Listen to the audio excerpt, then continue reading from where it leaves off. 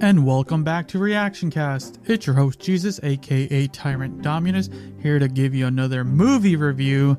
This time around, we're going to be talking about Dragon Ball Superhero.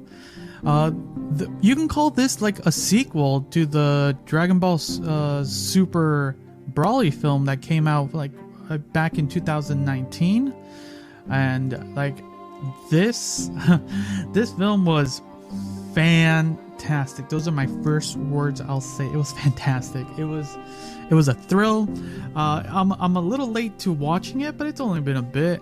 But you know, waiting a little bit got me, surprisingly, I got a late showing and I got a private showing. I was the only person in the theater, and you know, I got to enjoy it, and I'm glad. It is amazing. It is an amazing film.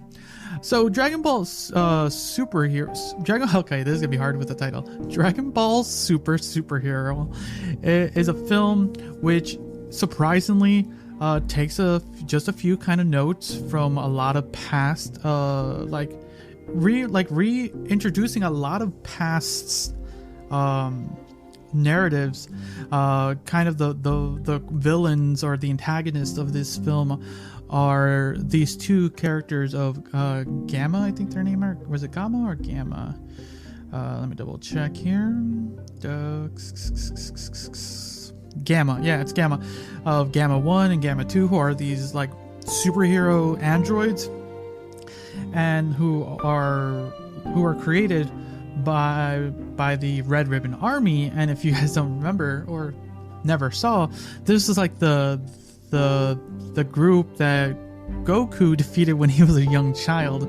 So they're doing a lot of interesting throwbacks and kind of bringing back a lot of like nostalgia, I would say, yeah, for sure. I'll to put forward this film.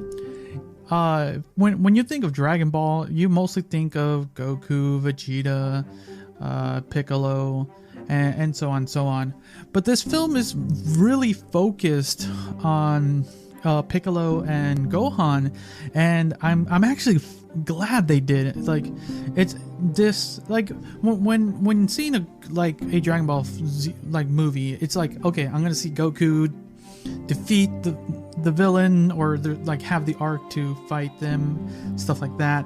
But seeing some of the other characters and seeing what they do when the two strongest fighters are away doing other things, so getting to see that was really fantastic. And I think it's great because now we can see a little bit more development on some of these characters that we've seen before.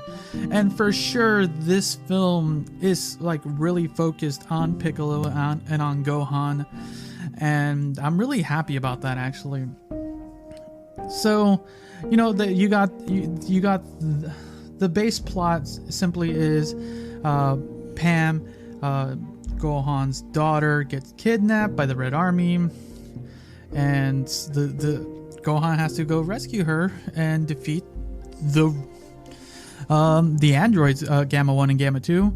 And there's a lot of interesting plots and some interesting symbolisms, I would say, but that would be a bit of a spoiler. But I think at the end of the day, it's an interesting ploy. I would recommend highly to like see if you can see it. But for sure, wonderful. And for the most part, the only thing, I'm trying to think, like, the plot's reasonably good. I can see why a lot of people are like really praising this film. I was worried a little bit because if you watch the trailers, the animation, the art style they chose for this one, it got me a little irked. So when I was watching it, I was trying to get used to this like 3D shell shading thing. It kind of reminds me of the video games, and like for video games it's fine, but for a Dragon Ball film, I'm like, okay, see how it goes. I never fully got used to it. It was fine. A lot of the battle, like, for sure you're gonna get a lot of battles, a lot of great fights, but I don't know, it just didn't fit well sometimes. Like the main like intro, like Act 1, like the beginning of Act 1 has some fun like fun art styles, kind of like reminiscing and informing the audience. Like it does a good plot build up to understand what the heck's happening for anyone who's never seen the film or doesn't really know any Dragon Ball or Dragon Ball Z lore. So like it's good to just kind of like, okay, I know, you need to know. The film helps you know what you need to know to get into this film, and I think that's wonderful because some people don't have the time to watch all of that medium. But it was a good reminder for myself. It's been a while. Like I knew some of the things that they were like talking about, but like, oh yeah, I remember that guy.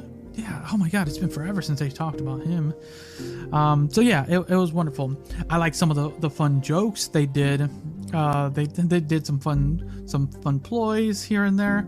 Comedy was pretty like Dragon Ball, and it wasn't too overused. It was nice and simple. It got me a few giggles. But like I said, going back a little bit to the only thing I felt was just the low point was just the art style, because the animation was fine. The animations were like wonderful.